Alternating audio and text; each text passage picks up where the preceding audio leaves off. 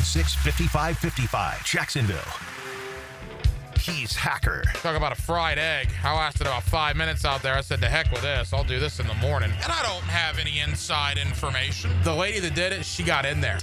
She made it happen. And he doesn't shy away from opinion. And I do enjoy drinking cold beer at ballparks. So if that makes me a baseball fan, then I'm a diehard baseball fan. It's Hacker After Dark on 1010XL. And a very good Thursday evening to you, Jacksonville. It is Hacker After Dark, 1010XL, 92.5 FM with Dylan Denmark. The Hacker Ryan Green with you. Glad you are with us live from Twin Peaks, Atlantic and Kernan. It is the 2025 Hacker Fantasy League Draft. What a crowd we have out here. We gave 16 spots away for this thing over the course of about 2.5 weeks. All 16 owners showed up. They were here 15, 20 minutes early. We started right at 7 o'clock. We're into round 6 or round 7 right now. We got a 16-team league and 16 rounds. It is absolutely no joke, but we are approaching the halfway point of the draft, and it's that time of year. It's fantasy football time of year. I've already done a couple of my leagues. Denmark, I know you have some of your drafts coming up, and it's good to be back in the Hacker Fantasy League as the commissioner. We did 3 years without this league. I think we went from about 2012 up to about COVID. Then we came back in 2021, I believe, but it's been a 3-year absence, but it's glad to be back, and people are having a great time. And what a great location. Twin Peaks, Atlantic, and Kernan. The beverages are flowing. The food is delicious. The service is terrific. And it's a great night here at Twin Peaks on Atlantic and Kernan. It's a great night as well because the Jacksonville Jaguars had a joint practice with the Miami Dolphins. Look, the bottom line is there was some good, there was some bad. We will certainly get into it. I guess some of the headline news is that Mike McDaniel announced today that some of his starters will play on Saturday night, whereas Liam Cohen announced today that his starters will not be playing on Saturday night. I certainly have some thoughts on that. I agree with Liam Cohen not playing the starters on Saturday. I'll give you my reasoning to that in just a moment, but it is the final preseason game for the Jaguars Saturday night, and then it's the waiting game for a lot of guys. The Jaguars have to go from 90 to 53 by next Tuesday at 4 o'clock. So you're talking about 37 guys on all 32 teams being released. So there will be a lot of movement in the National Football League, and no doubt about that. A couple of things to update you as far as guest-wise tonight. We will talk a lot of NFL football. Josh Edwards, CBSSports.com, will join us to look at some of the younger Jaguars during this preseason, during this training camp. We will also talk with J.P. Acosta about the Jaguars heading into the 2025 season. A little college football talk tonight as well. My buddy Brent Beard. You see him locally on First Coast News. You get him weekly right here on Hacker After Dark as we'll preview the SEC and the ACC as we are 2 days away from the official beginning of college football.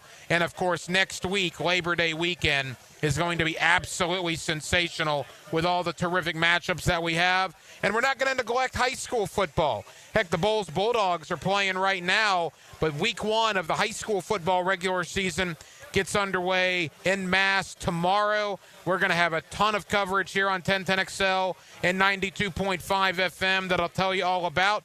And my buddy Marty Lee was a long-time head coach at First Coast High School. He's still the athletic director out there with the Buccaneers. He will join me to preview week 1 under the Friday Night Lights tomorrow night here in Northeast Florida. So we're absolutely loaded. We're with it till 10 o'clock. It is the Hacker Fantasy League Draft live at Twin Peaks on Atlantic and Kernan, and we are certainly glad you are spending part of your Thursday evening with us. Every night here on Hacker After Dark, we do kick it off with a big deal of the night and Dylan Denmark. Let's do that right now.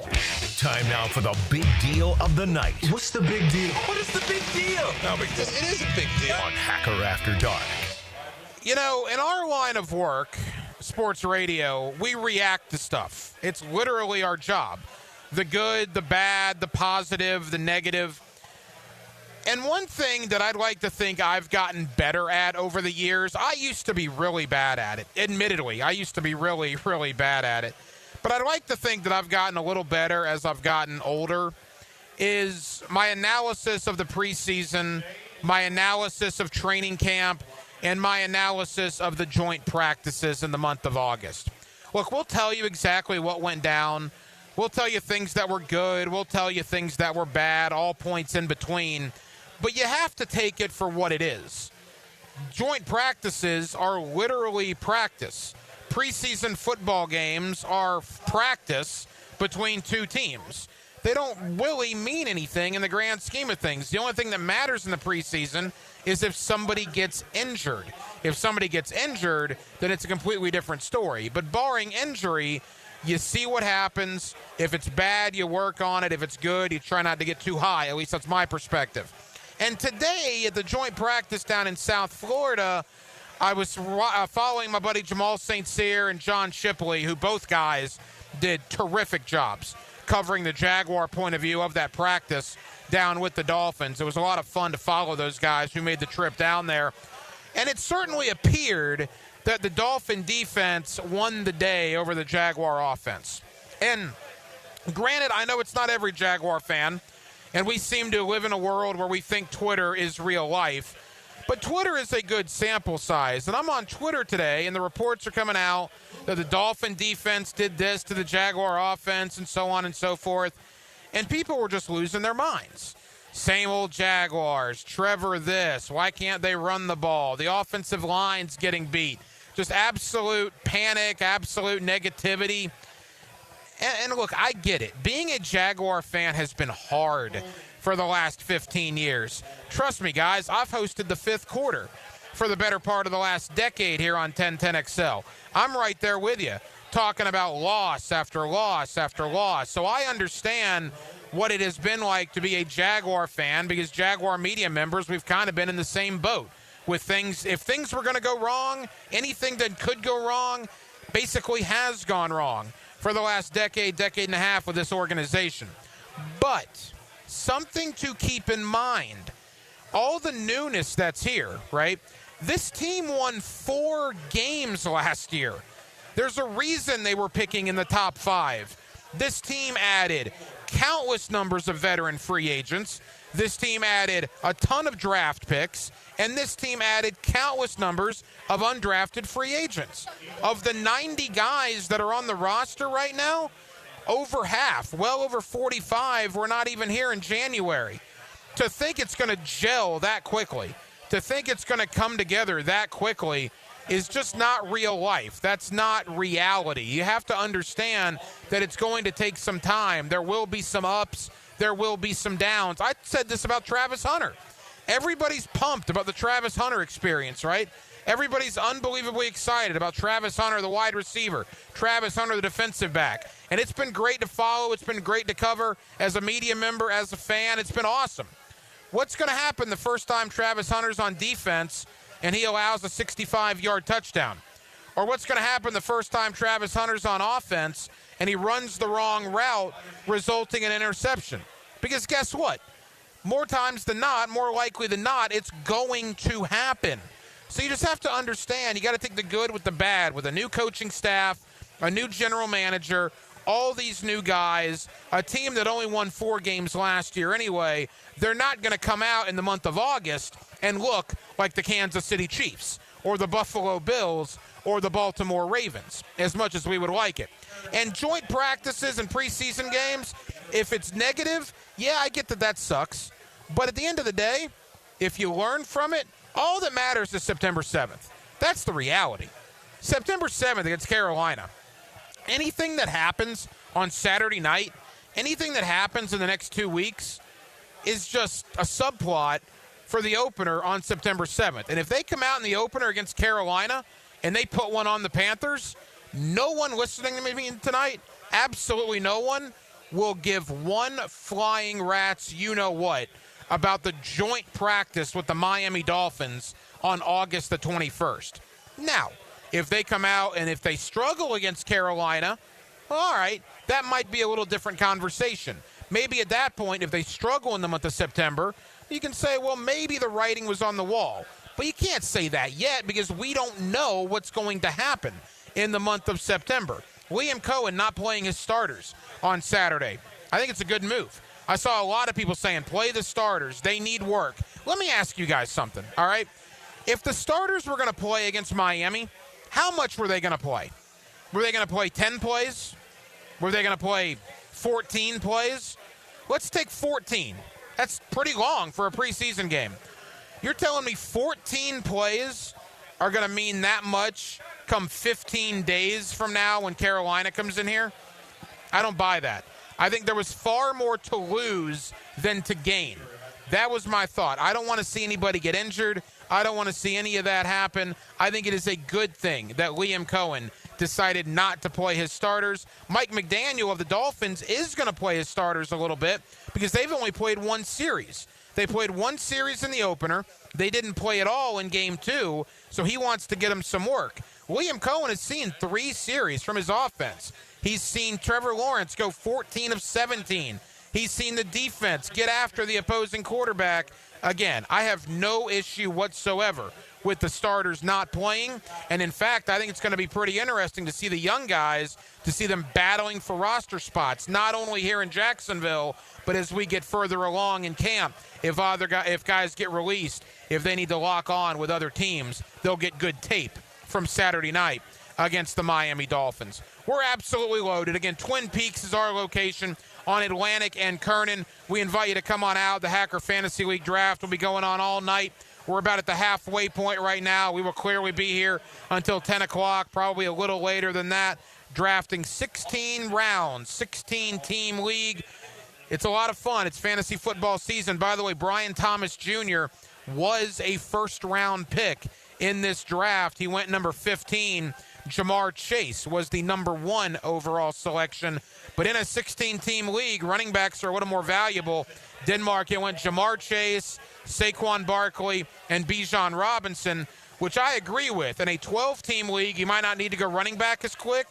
In a 16-team league, when you start 2 running backs every week, you need to get your running backs. So that's why we had a lot of running backs go. Again, the top 3 was Jamar Chase, Saquon Barkley, and Bijan Robinson. Again, we're loaded up until 10 o'clock. Coming up right out of the gate, Josh Edwards, CBSSports.com. Let's talk Jaguar training camp. Let's talk Jaguars, Dolphins. Let's talk cuts next week. And let's talk about some of the young guys. Let's talk about Bashel Tutin. Let's talk about LaQuint Allen, Jonah Monheim among them, some of the rookies that have stood out in this Jaguar training camp. And we'll do that with my buddy Josh Edwards of CBSSports.com. He joins me next on a Thursday evening here in Northeast Florida, live from Twin Peaks on Atlantic and Kernan. It's Hacker After Dark right here on 1010XL and 92.5 FM. Get a look behind the throw with Denny Thompson. Yeah, I want to tell you what's really happening at the quarterback position. Denny Thompson is the quarterback whisperer. Friday mornings on The Drill, revved up by George Moore Chevrolet and Tyson Sound and Security on 1010XL. If your house feels like a Florida swamp and your thermostat's just throwing out suggestions, then it's time to call Duck Duck Air Conditioning. They showed up fast, fixed it right, and even cleaned up after. My house is finally chilled, and so am I. Whether your AC needs a quick fix, a full replacement, or just a little TLC, Duck Duck Air Conditioning has got you covered with fast and honest service. Call 904-862-6769 to get your cool back, or online at duckduckac.com. When your AC is stuck, call the Duck. Blue here for the Blue Crab House, located right off of San Jose. It's on Jewington Creek Road. They've been around since 1996. Indoor-outdoor dining. Also, takeout is available at the Blue Crab House. Open 4:30 to 9, Tuesday through Saturday. Sunday, noon until 9. Remember, Tuesday, $2 margaritas. Wednesday, $1 oyster night. How about the blue crabs? How about my personal favorite, the Canadian snow crabs? Whatever it is that you fancy, you get it right there. The Blue Crab House. This Date in Sports History is brought to you by Southeast Orthopedic Specialists. On August 21st, 2004, Michael Phelps wins his 6th gold medal at the Athens Olympics, even though he doesn't swim in the final of the men's 4x100 meter medley relay. Hi, I'm Michael from the War and Treaty. You know the jingle. Now discover the facts about Ozempic, a GLP-1. Only Novo Nordisk makes FDA-approved Ozempic. Learn about the real thing. Talk to your healthcare professional today. Call 1-833-OZEMPIC or visit Ozempic.com to view the medication guide and to learn more about Ozempic, semaglutide injection 0.5 milligrams.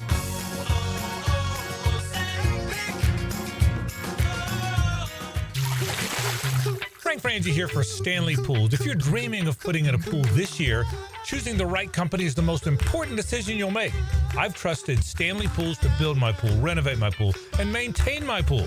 Stanley Pools has been the best in the business since 1988, and they're still family owned. Call them today at 904-269-7277 or find them online at StanleyPoolsFL.com. That's Stanley Pools, a family tradition of fine swimming pools. I know you love sports, so why not take that passion and make a difference in your community as a volunteer coach with the YMCA? Whether it's soccer, basketball, volleyball, or flag football, the Y is always looking for positive role models to help kids grow in both skills and character. Even if you've got no coaching experience, that's fine. We'll provide the training. Step up, give back, and be the coach that makes a difference. To volunteer, visit your local Y or fcymca.org. Have you got concrete or asphalt rubble piling up?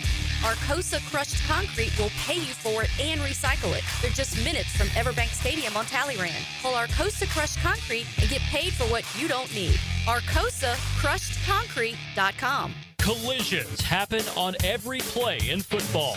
Collisions also happen every day on the road. If you need auto body repair, from a $30 job to a $30,000 job, trust San Jose Collision in Mandarin. With 50 years of fabrication expertise and towing products, the family at Cannons of Jacksonville can repair or install precisely what you need to tow with confidence. Visit cannonsofjacks.com, where quality and customer satisfaction collide. Lee Brice. What do you know about that tour? Saturday, September 13th, St. Augustine Amphitheater. With special guests Ashley Cook and Louis Brice. Award-winning country sensation Lee Brice. On sale now at AXS.com. Don't miss Lee Brice Live. 1010XL is presented by Farah and Farah, exclusive injury law firm of the Jacksonville Jaguars. Protecting you and your family. Call 396-5555. Jacksonville. Now, another great guest on the Checkmate Coatings phone line. Hello. Your floor's missing piece. Back here on 1010XL at 92.5 FM in the city of Jacksonville. We are glad you are with us. The Jaguars and the Dolphins, Saturday night, the preseason finale. Of course, you'll hear the game right here on 1010XL, and then it's decision time for the Jaguars and every other team in the NFL. Rosters have to be trimmed from 90 down to 53 by next Tuesday at 4 o'clock Eastern. Let's talk about some Jaguar performers on the rookie side of things that are opening up some eyes, and then let's obviously talk big picture. Trevor Lawrence, Travis Hunter, and more. Let's do that with Josh Edwards. CBSSports.com does a terrific job covering the NFL draft and the NFL, and Josh is always kind enough to join us here on 1010XL. Josh, how you doing?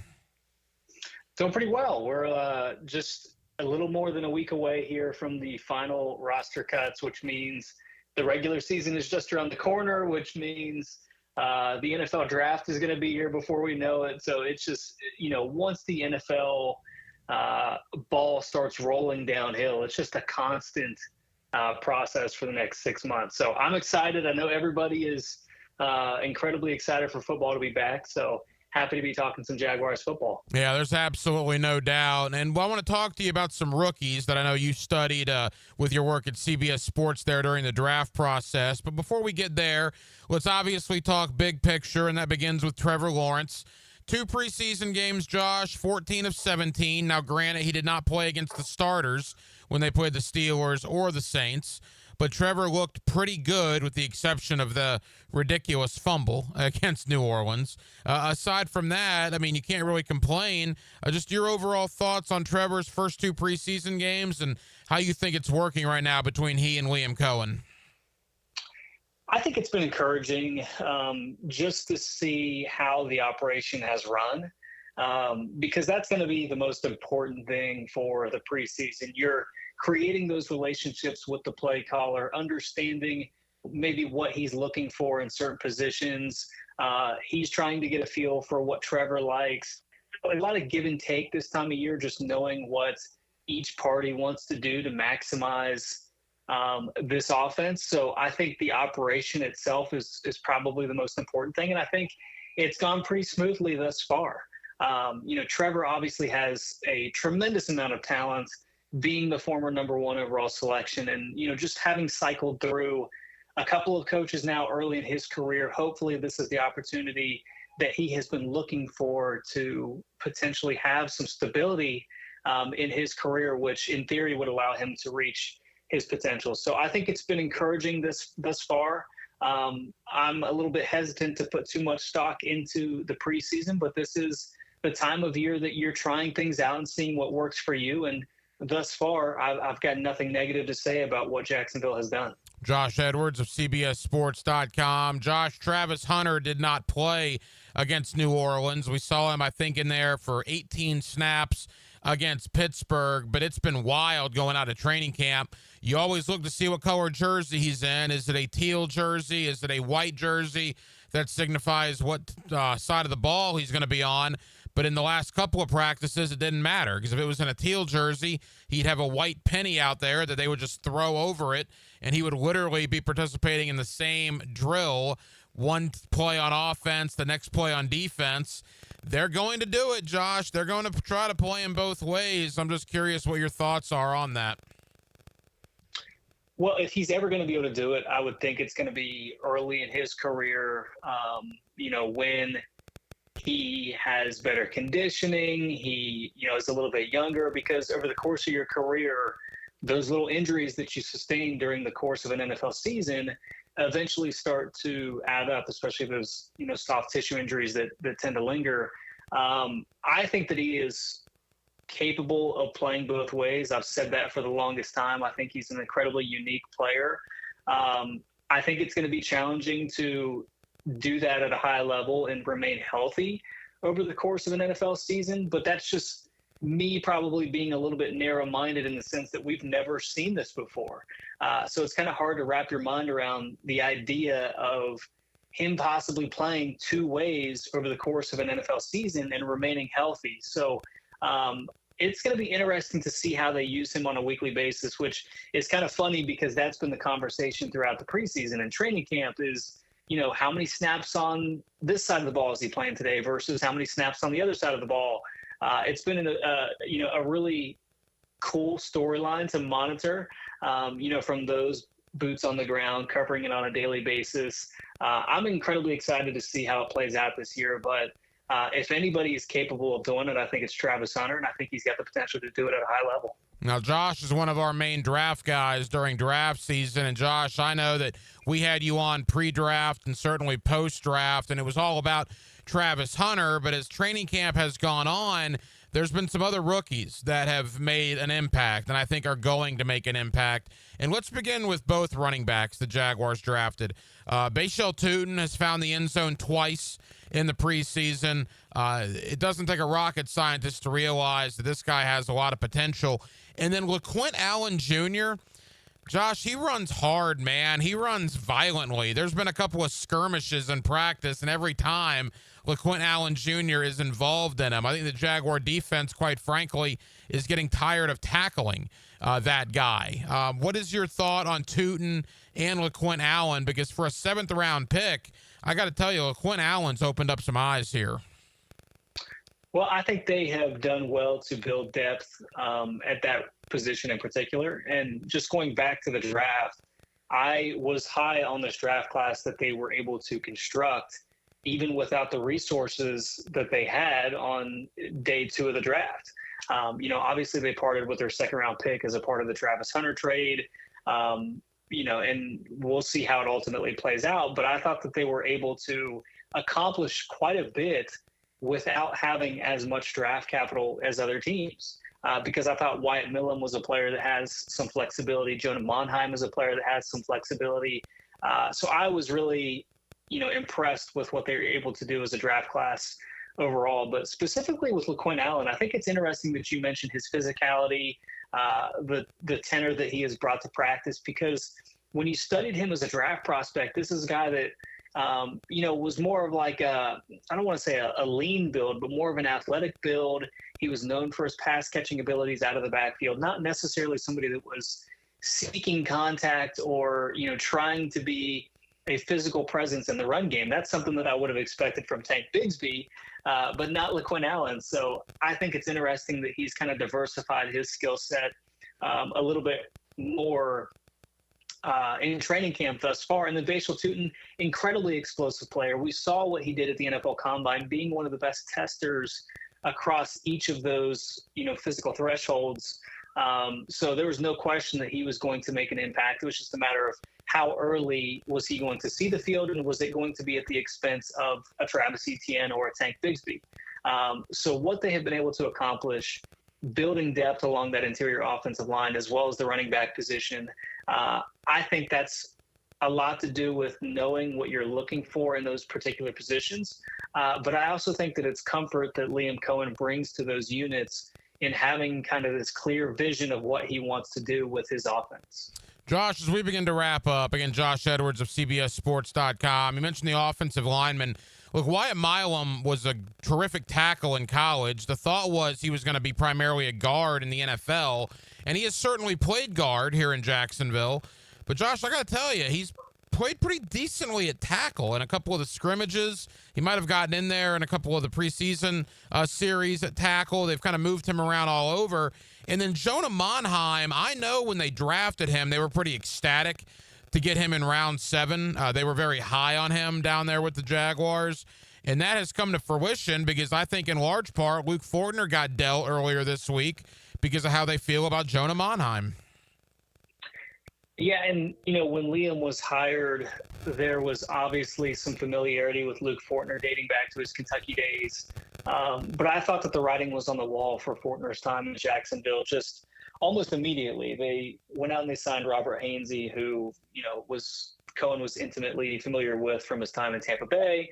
And then they go get Jonah Monheim, who gives them some depth there. And you typically don't move on from draft picks in year one, even if it is just a 7th-round pick. So I thought that Fortner probably had an uphill battle to make this roster. Now he gets an opportunity to start elsewhere, not start necessarily, but play elsewhere in New Orleans, gives Jacksonville some depth along the defensive line. So, I think when you look at the versatility of those two players specifically, Milam and Monheim, it gives you flexibility to do different things with your 53-man roster, particularly initially, because you may want to keep a player at a different position or try to sneak a player through to the practice squad, but you don't want to sacrifice your depth or your numbers at the offensive line position. So when you have somebody like Milam or Monheim that can play multiple positions, you're able to maybe keep one fewer offensive lineman, at least initially, and keep a body elsewhere that you could still possibly trade. You could try to sneak onto the practice squad. Having that flexibility, I think, is incredibly important. And it's incredibly important when you're factoring in your active rosters, too, the players that you're taking with you on game day, because those players are able to step in a pinch at guard. They're able to step in at tackle. So I think it's been incredibly important for Liam and this Jacksonville team to identify those players that could fulfill a couple of different roles for them. And it's not a surprise to me that either of those players are succeeding. I thought Monheim was a little bit up and down throughout his collegiate career, but somebody that really showed some high-level play. And then Milam is somebody that I was high on. I didn't necessarily think that he was going to be able to stick a tackle. I thought he could probably do it in a pinch, but his best future was probably at guard. And that still may be the case, but just having that versatility again, and giving yourself the freedom to make some other, liberal decisions with your roster, I think is something that ultimately is going to benefit, Jacksonville when they're trying to make these final roster decisions. Josh Edwards of CBSSports.com. Josh, tell the good folks here in Jacksonville about CBS Sports and the coverage you guys have as cut-down day looms in the NFL. Yeah, it's funny because I'm doing an article this week about the positions of strength across the league that could be trade or waiver candidates here as we approach the roster cut deadline. Unfortunately, we've had a couple of trades here over the past 24 hours that has already kind of impacted that list, so I'm kind of sweating that coming out and hoping we don't have any more trades before then. But yeah, we're going to be covering the roster cuts on CBSSports.com. We've already got draft coverage going, and you can follow me on X at EdwardsCBS. Josh, I know you're very busy. Thank you for the time. We'll talk again soon, pal. Of course, anytime. Summer's winding down, and we know you want to enjoy what's left of it. But before you celebrate this Labor Day weekend, plan ahead and know all your options. If you drink, don't get behind the wheel. Instead, designate a sober driver or catch a ride service. And if you are the designated sober driver, commit to staying sober. Celebrate responsibly and remember to drive sober or get pulled over. This message brought to you by the Florida Department of Transportation. The 30th Annual Reggie Hunt Memorial Golf Tournament fundraiser is Friday, October 24th at Amelia River Golf Club. All proceeds support Big Brothers Big Sisters. Register at the Big Brothers Big Sisters events page. Hey folks, Mike Dempsey here. You've heard me talking about Pella Windows and Doors. With great ratings and expert reviews, you know they're high quality and energy efficient products. So what's your next step? Schedule a free consultation at PellaJacks.com or just stop by the Pella showroom on Phillips Highway. Their professional design consultants will guide you through your entire project from start to finish. And that's the quality and service you can expect from Pella Windows and Doors. Jacksonville DDH. Dreamfinders Danny Hicken here with the scoop from Dreamfinders Homes, your national builder of the year. We've got first-year interest rates as low as 2.99% in homes in 20-plus communities throughout Northeast Florida. If you're house hunting, make sure your first pick Dreamfinders Homes, the proud official home builder of the PGA Tour, the Florida Gators, and your Jacksonville Jaguars. Visit dfhsalesevent.com today and tell them Dreamfinders Danny sent you. Southeast Orthopedic Specialist is now offering ortho walk-in appointments. If you have an immediate need for orthopedic care, contact Southeast Orthopedic Specialist immediately. Avoid ERs and urgent care waiting rooms. For more information, go to se-ortho.com. Relieve pain and get back to life. Southeast Orthopedic Specialist. I'm with Greg from Cycles of Jacksonville, and Triumph has been a legend on-road. They've branched out to their off-road division as well. Give us the latest on what you can find on the asphalt. They've got some great new products. They've got the Scrambler 400s you can get into for a little less than you might think. It's a great price point bike, but still a Triumph. So affordability is also part of the equation. It is, and it looks good, and it rides good. CyclesofJacksonville.com, or check them out on their Facebook page, the showroom ready and waiting for you on Atlantic near Regency at Cycles of Jacksonville. Say goodbye to glasses and contacts with customized vision treatments at Bowden Eye & Associates. Hey, Hicken here. Dr. Bowden and his expert team bring you all the latest options like Evo implantable Collamer lenses, refractive lens exchange, or traditional LASIK. Tailored just for you. Imagine waking up to clear vision. No hassle, no fuss. You ready to see the difference? Call now or visit BowdenEye.com for a free screening. Bowden Eye & Associates, keeping the First Coast focused. Instant Keys. You don't have to go to the dealer. Instant Keys comes to you. Call 904-722-1111. Instant Keys saves the day if you've lost or broken keys. They can program new keys and remotes for nearly every make and model of vehicle at a fraction of the dealership cost. Fast, honest, and reliable locksmith service. Call Instant Keys, 722-1111. Looking for summer fun the whole family can enjoy? Check out Wick, a candle bar. Make your own custom candles and body care products in store at Wick, a candle bar. Locations in San Marco and Jacks Beach.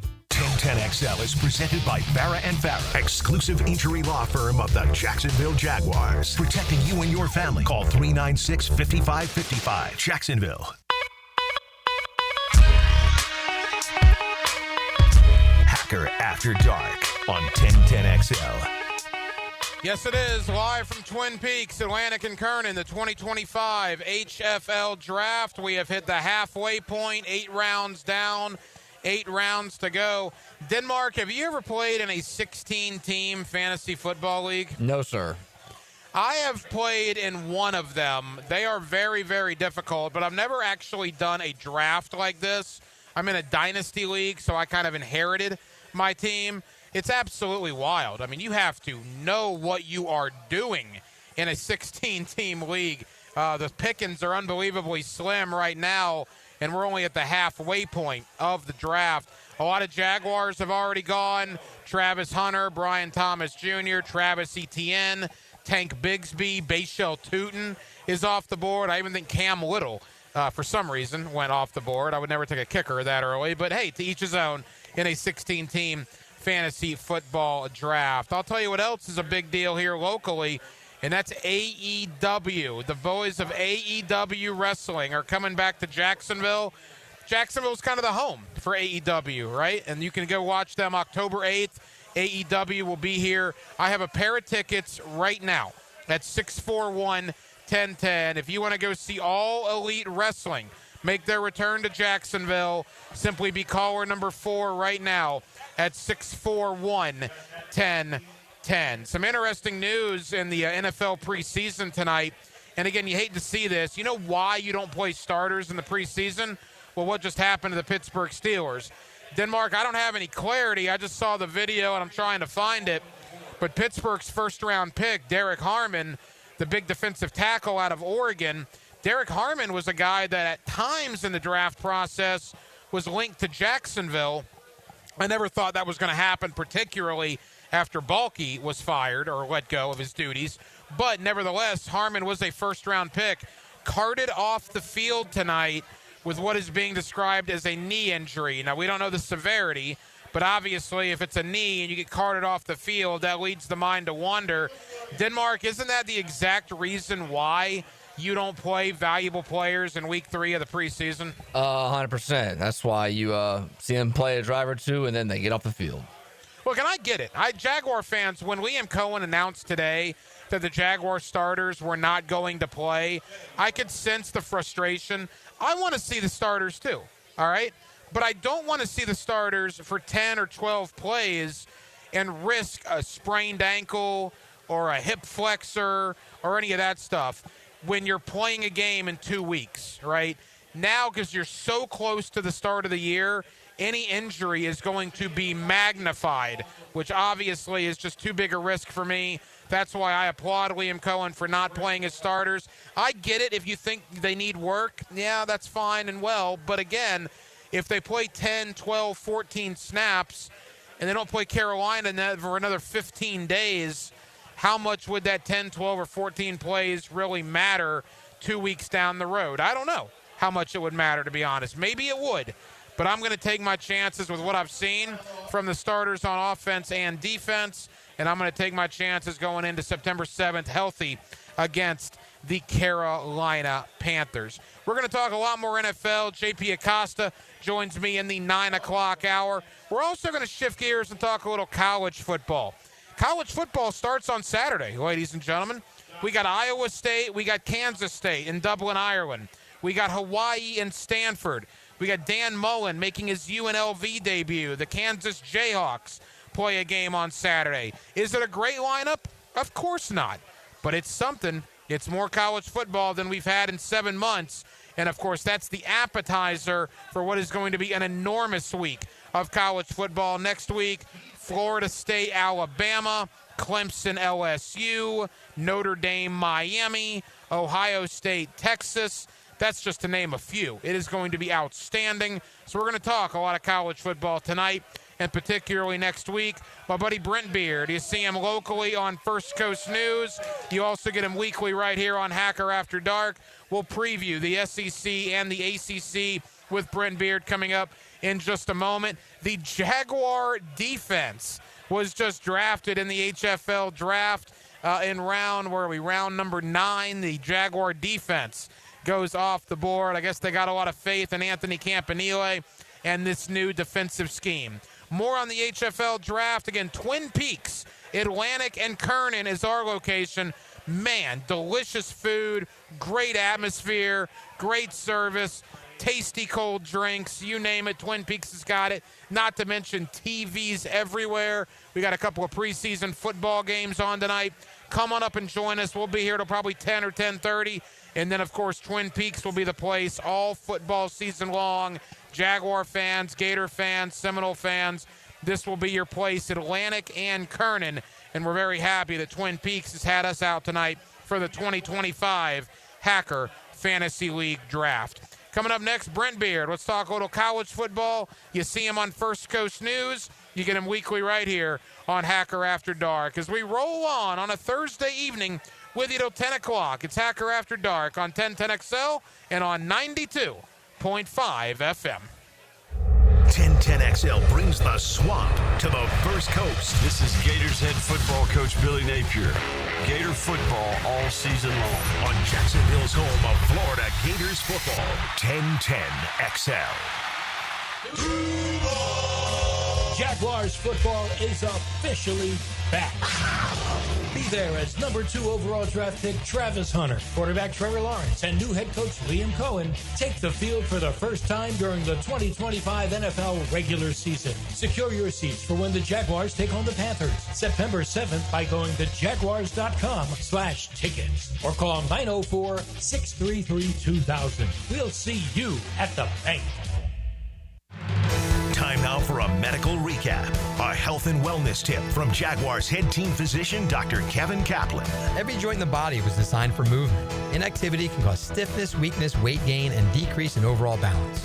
So you should strive for at least 30 minutes a day of exercises that promote flexibility like yoga, strengthening with weights, and cardiovascular fitness like walking, swimming, or biking. The more you move, the better you will feel, and your overall health will benefit. Let's get healthy, Jax. Go Jags.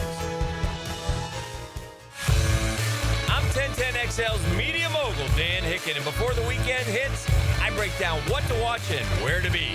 Catch Musings with the Media Mogul on YouTube and Facebook, provided by Tucker Equipment Rentals in Neptune Beach. Looking for the ultimate tailgate spot this football season? Front Runners Tap House has 20-plus televisions, including a massive 396-inch television, so you won't miss a single play. Sink your teeth into extra crispy brine wings, smash burgers, and flatbreads. Fan favorites inspired by the local. Cold beer, a full bar, and the sound always on for every big game. Bring the family and catch every touchdown at Front Runners Tap House, inside the Community First Igloo. With Lee and Kate's Glass, you're gonna see a big difference. For 100 years, service you can trust. Lee and Kate's Glass, depend on us. Glass solutions to meet your needs. Reliable quality guaranteed. Complete customer satisfaction. With Lee and Kate's Glass, you're gonna see a big difference. Come to Monahan Jewelers store-wide 40 to 50% off sale going on now for a very limited time. Everything on display is 40 to 50% off at Monahan Jewelers. We've bought so much brand new jewelry, we need to make room for it. Diamond jewelry, engagement semi-mounts, colored gemstones, even gold chains. Right now, everything on display at Monahan Jewelers is 40 to 50% off. Jewelry's going quick, so come to Monahan Jewelers in Atlantic Beach. Yo, E.T. here, and I need you to beat the heat this summer with cool escapes and non-stop fun in Clay County. Tackle indoor adventures head-on, throw axes at Live by Axe, or smash your stress away at Just Smash That. Then kick back with drinks, good food, and fandom vibes at Nakama Anime Bar or Leaderboard Arcade and Bar. Whether you're blowing off steam or just looking to chill, Clay County got your perfect indoor getaway. Find your cool at exploreclay.com. That's exploreclay.com. Hey Jacksonville, it's Dan Hicken with a game changer. I've tested the field, and Checkmate Coatings is my new go-to for durable, jaw-dropping floor coating. Better play, better results. I'm Brendan with Checkmate Coating. We coat it all: garages, pool decks, driveways, and patios. Be the envy of your neighbors. Slam dunk your floors at CheckmateCoatings.com. Checkmate Coatings, your floor's missing piece. Checkmate Coatings, your floor's missing piece. I used to dread going to the dentist. Every visit felt like a sales pitch with constant upselling, surprise fees on my bill, and I could never get in when I needed to. But Harbor Dental Care? Totally different. They saw me the next day, gave me honest pricing up front, and even set me up with a payment plan I could actually afford. No pressure, no surprise charges, just kind people who get it. If you want to experience dentistry the way it should be, book your appointment today at harbordental.care. That's HARBOUR dental.care. 1010XL is presented by Farah and Farah, exclusive injury law firm of the Jacksonville Jaguars. Protecting you and your family. Call 396-5555. Jacksonville. Now, another great guest on the Checkmate Coatings phone line. Hello. Your floor's missing piece. Back here on 1010XL at 92.5 FM in the city of Jacksonville. We are glad you are with us. And we have made it. Week 0 of the college football season. Yeah, Stanford, Hawaii. There's a Big 12 matchup over in Dublin, Ireland. Dan Mullen makes his UNLV debut this upcoming Saturday. There's about 6 or 7 games to kick off the year. And then, of course, we are just over a week and a half away from what will be a spectacular Labor Day weekend to officially kick off the college football season. With that, my buddy Brent Beard, you want to talk about a happy man right now? That is Mr. Beard. You see him locally on First Coast News, and you get him weekly right here on Hacker After Dark. Brent, how are you, pal? Well, we're excited about the season beginning, and now, heck, eventually week 0 is going to be week 1. That's where we're heading when they figure the playoff out. But for now, you've got ball, and that's really all that matters. So people can kind of relax and watch it and enjoy it before we get going next week in earnest, starting on Thursday night. And I'll give Stanford and Hawaii a view on Sure. Saturday night, and I'll check out the Big 12 game over in Dublin. There's no doubt about that. All right, so next week is going to be a crazy week because we're going to break down all of those great games. I thought this week we would do kind of an overview of the conferences, Brent, heading in to the 2025 season. Let's obviously begin with the Southeastern Conference because, of course, it just means more, right? And with that, everybody loves Texas. They're the number 1 ranked team in the land in the AP poll. My question to you, Brent Beard, is do you love Texas coming into 2025? Well, I mean, Sarkisian's done a nice job. I don't think there's any disputing that. Now, we have another Manning at quarterback, which will be interesting. I mean, he and his grandfather, Archie, had a little bit of disagreement. I mean, Archie eventually called and apologized to him. But Archie said that he would be at Texas for the next 2 years. Again, what we've got is that Arch has been there for a couple of years. He's starting in his junior year, which there's nothing wrong with that. FSU quarterbacks did that for a long time. So, but I mean, the Ohio State game is a huge game to say the least. And then they've got San Jose State, UTEP, and Sam Houston, and so they go to Florida and then play obviously their SEC season. So, I mean, Texas could be a legit. Now they're number 1 first time, and that's hard to believe too. And then Hank, they are number 1, and that is going to happen in the preseason. So they, as always, cause a lot of questioning, and Texas done the same thing this year. Yeah, the crazy thing about Texas, they have road games in Columbus, Ohio, Gainesville, Florida, and Athens, Georgia.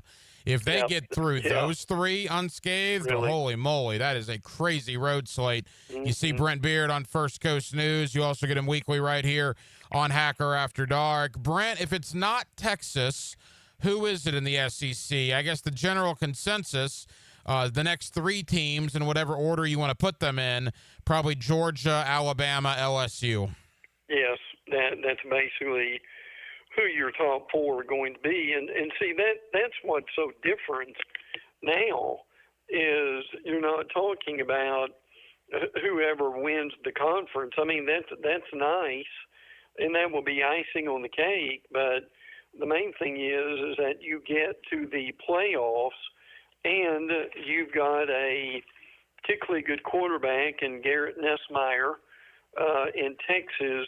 LSU, Caden Durham, Caleb Jackson, and then they've got as good a receivers as anybody in the league with Aaron Anderson, who, by the way, came over from Alabama, Chris Hilton, Xavier Thomas, for instance. And what's different is with Whit Weeks at linebacker, Patrick Payton from FSU at defensive end, and also Harold Perkins. Heck, could this be the first time in a long time that we've talked that the LSU defense might be special this year? Yeah, it could be. On paper, they certainly have the players to do that. Those are the top four, right? Those have been the top four all year. You talk about Texas, Georgia, LSU, Alabama. The next tier, Brent, the next maybe 3 or 4 teams. I think Florida would certainly be in there. I would probably say A&M would probably be in there. Tennessee, we don't really know, right, with some questions at quarterback. And then you mentioned a team a couple weeks ago that you think might be a dark horse that people were sleeping on in the Oklahoma Sooners. Yeah, Oklahoma, frankly, is and see that the strength of the league is what you just said. It is the teams in the middle that kind of get overlooked. Now, John Mateer is one of the better transfers in the SEC. Now, he's run afoul a little bit of the law, shall we say, with some sports betting. I don't think anything really is going to happen with that, so I think he's going to start. Jay Knott comes over from Cal and is very good. People may remember him, but again, defensively is where Oklahoma really excels. They got 2 really good defensive tackles in Damian Williams, Jaden Jackson, also at linebacker Kip Lewis, Eli Bolin at quarterback. But you get the point. They're going to be good. And if people miss this, an early big game with Michigan, the second game of the season, and then, frankly, a game that made it go a long way in deciding both these teams' season is Auburn actually comes to Norman in what will be a very interesting game, too. So, yes, the Sooners bear watching this year. Couple more for Brent Beard. You see him on First Coast News. You get him weekly here on Hacker After Dark. Brent, I want to end in the ACC, but final SEC thought. Of the teams we haven't named, the 2 Mississippi schools, Missouri, Arkansas, South Carolina, Kentucky, any of those teams maybe surprising some people this year? Maybe. I don't know if South Carolina would be a surprise anymore, frankly. Now, if Rashawn Faison is able to play their running back, that's going to help.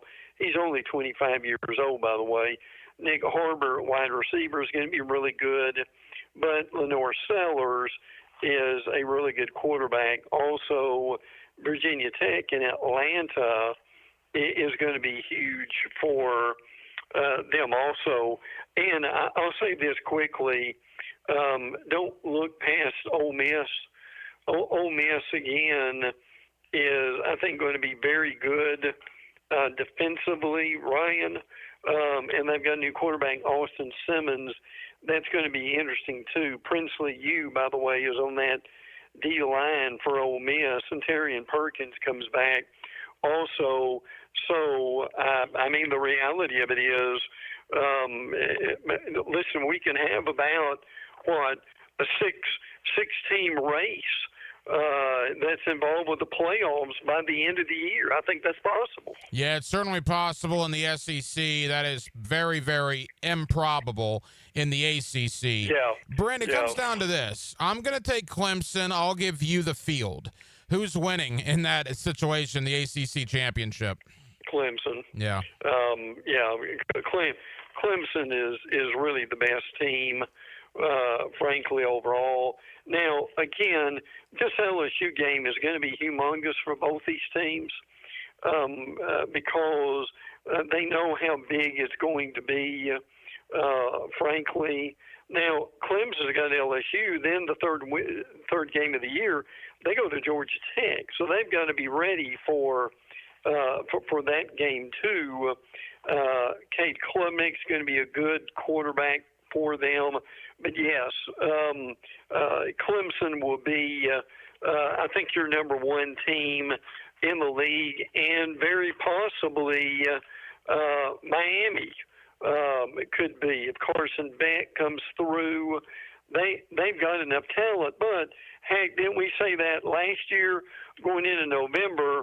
Miami loses late, frankly, to Georgia Tech and also to Syracuse, and cost them a playoff spot. Brent, as we begin to wrap up, you mentioned Miami. I think most people would say if not Clemson, Miami would be their strongest competitor in the ACC. Is there a clear number 3 or number 4 after Clemson, after Miami? Can you pick out a team that could get the bronze medal, if you will, heading into the year? Maybe SMU, who did well last year. I think they deserve a look. Kevin Jennings is the quarterback again. I think he will be fine. And maybe a team that very, very few are talking about, maybe Louisville with Miller Moss at quarterback is a possibility too. It'd be great to see Florida State do better. But, I mean, after 2 wins last year, how many teams have you seen that nearly get in the playoffs 2 years ago, then win 2 games, and then a really important season coming up for them this year, Hack? And look, they've got some talent, but I'm not sure they are where they need to be. I mean, they can win 6, 7, maybe 8 games. Is a possibility, particularly if their quarterback, if Thomas comes through for them. But the ACC is going to be pretty interesting this year too. The fact, Brent, that 1 week from right now, you and I will be previewing LSU Clemson, Yes. Notre Dame Miami, Florida State Alabama, Texas Ohio State. We may skip that Florida Long Island matchup, but you get the point. It got here quick, didn't it? It did. And even though it seemed like it takes forever, it really did. And Hank, do you remember in a long time the SEC having that many good games to open the season, and the majority of those games on the road? It's the 12-team playoff year or league that we live in. So, college football landscape that we live in. It has changed drastically schedule-wise from where we were just a few short years ago. My buddy Brent Beard, you see him locally on First Coast News. You get him weekly here on Hacker After Dark. Brent, you get an appetizer on Saturday, a few games, so enjoy that. But then we get a smorgasbord next weekend, and we'll break it all down next week. Thank you as always, my friend. You're welcome, my friend. Enjoyed it much. 1010XL takes you behind the microphone. I think you need to calm down. I can't be calm. No. Dan Hicken and Jeff Prosser. I'm the master of the mechanical stuff. Mornings on 1010XL. Right now, they're on their way to disrupt your life, make you uncomfortable, and rob you. Don't bother calling the police. They can't help. That's right. Summer heat and humidity are about to attack North Florida again. You know what to do. Call Mike Merritt. Mike Merritt's Heating and Air has a license to chill. When heat and humidity are attacking you, Mike Merritt provides a comfortable chill at a bargain price. Mike has been keeping North Florida comfortable for 30 years. Mike Merritt technicians are never paid commissions, meaning you'll never be pressured to buy something you don't need. And Mike Merritt knows cooling issues can arise anytime. They don't just happen during business hours. So Mike Merritt never charges overtime fees. When you need us, we're here for you. Remember, in the fight against heat and humidity, Mike Merritt has a license to chill. Visit merrittair.com.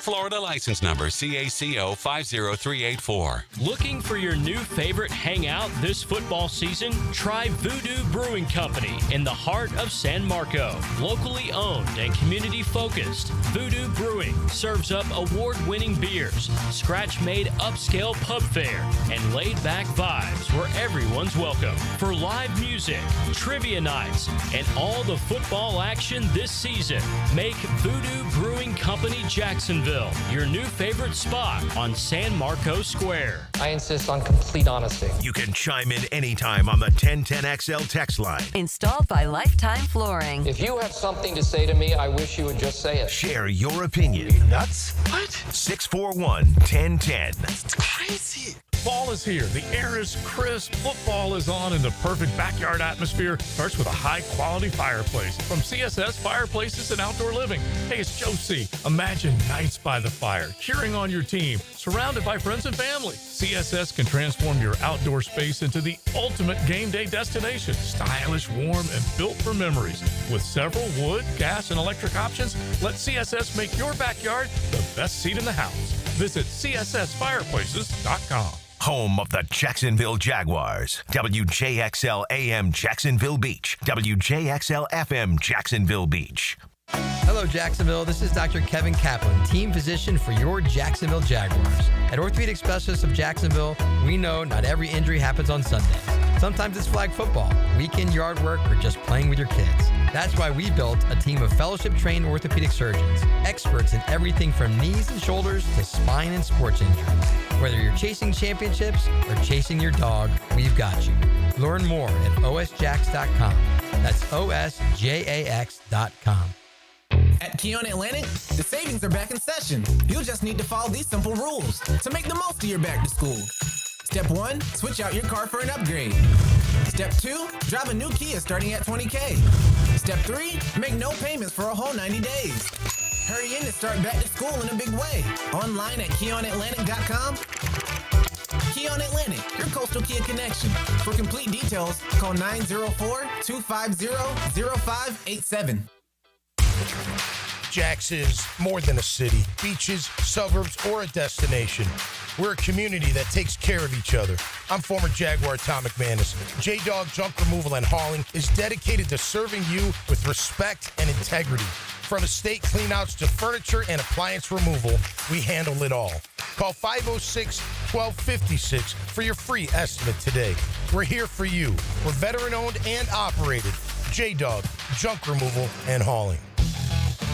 60 days from now, you'll be one of these two guys. The first guy, sluggish, foggy, and feeling like he just can't keep up like he used to. The second guy, driven, strong, and confident. Why? Male Excel's breakthrough microdosing protocol, a daily low-dose testosterone. You don't have to be the first guy anymore. Be the second guy. Take the same steps he took. Try MaleExcel.com. 100,000 men chose wisely. Your move. 1010XL is presented by Farah and Farah, exclusive injury law firm of the Jacksonville Jaguars. Protecting you and your family. Call 396-5555. Jacksonville.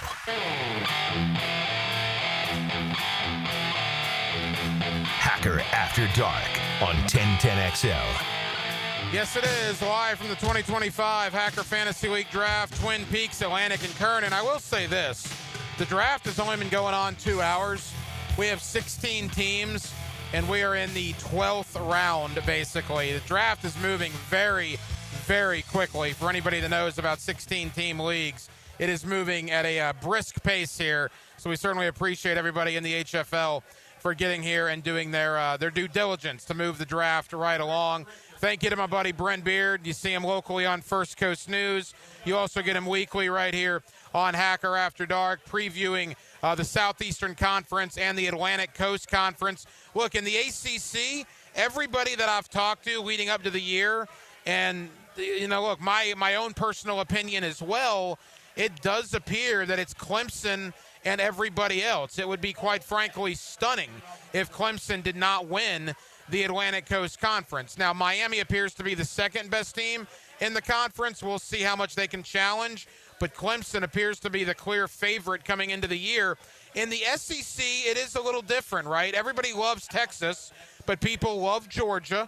People are high on Alabama. People are high on LSU. For that matter, people are high on Florida.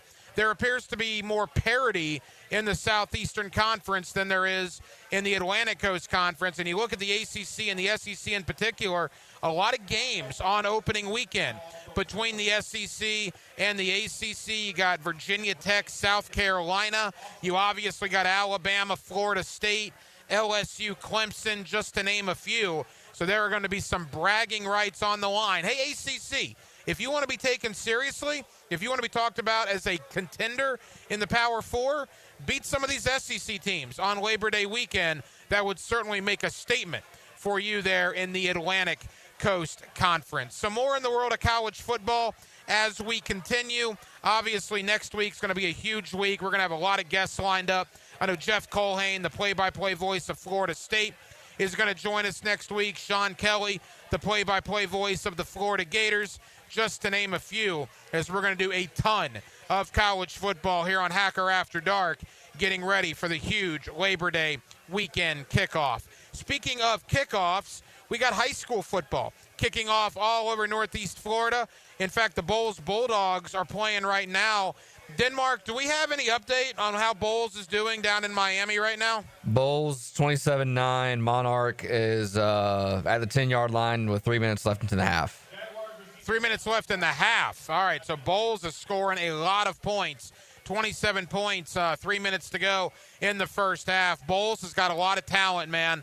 They got a couple of Ohio State commits. Naheem Burrows, the Clemson commit at wide receiver, might be the best athlete in the area. They also got J.J. Stokes, a big offensive lineman, on his way to Miami. Bowles is clearly one of the best teams.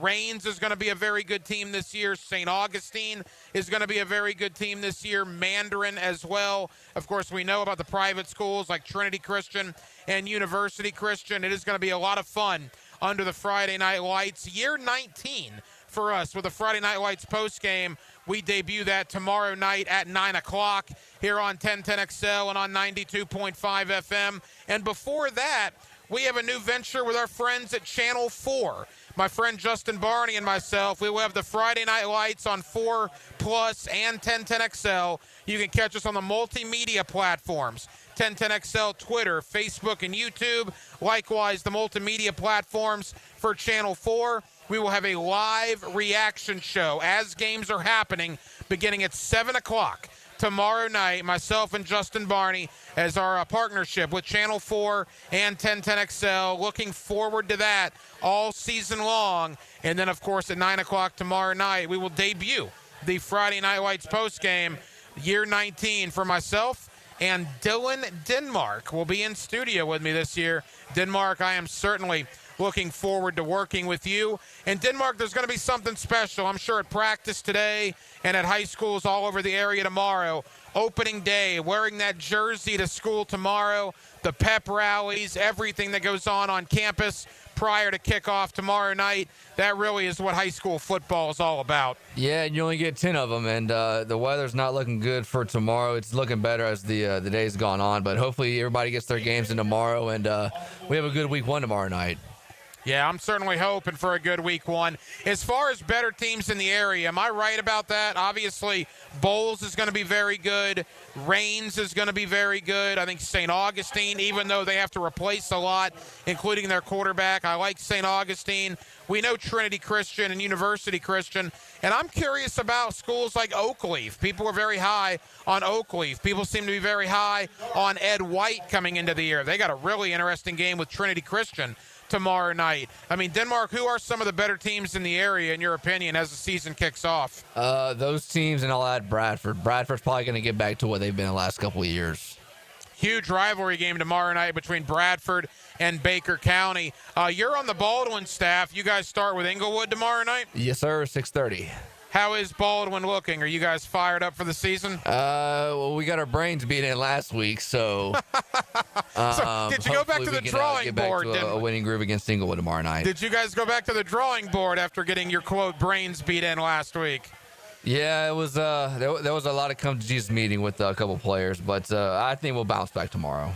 Well, we'll see what happens. But again, regardless of what happens, we'll have Victorious Coaches analysis all over Northeast Florida tomorrow night on the Friday Night Lights postgame here on 1010XL and on 92.5 FM. More on the Jacksonville Jaguars. They were in Miami earlier today for a joint practice. By all indications, the offense struggled a little bit. The defense was pretty good against the Dolphin offense. They will play Miami on Saturday night. Mike McDaniel, the head coach of the Dolphins, announced that some Miami starters will see time on Saturday night. Liam Cohen of the Jaguars announced that none of his starters will see time. I kind of understand that. The Dolphin starters have only played one series in the preseason, and that was in game number 1. The Jaguar starters saw time in both game 1 and game 2. Certainly different philosophies, but I agree with Liam Cohen not playing the starters on Saturday night.